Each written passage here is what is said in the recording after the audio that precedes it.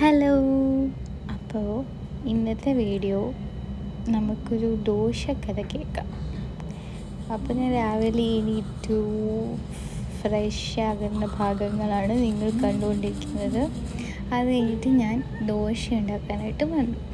എന്താണ് ദോശക്കഥ എന്ന് വെച്ചാൽ, ഞാനിപ്പോൾ 5ാമത്തെ പ്രാവശ്യമാണ് ദോശ ഉണ്ടാക്കുന്നത്.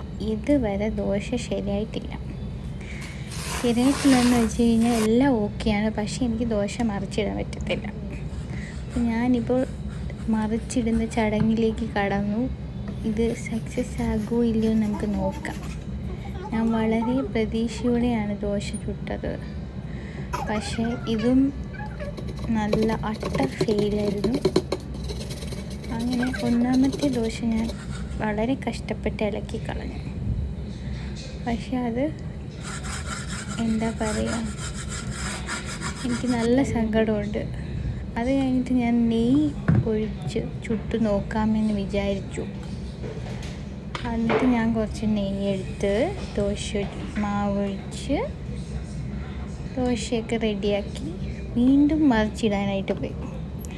അപ്പോൾ അതാ സെയിം, എനിക്ക് മറിച്ചിടാനായിട്ട് അതിന് ദോശ അതിനകത്തുനിന്ന് വിട്ടു പോരുന്നില്ല. പിന്നെ എന്നാ ചെയ്യാൻ പറ്റും?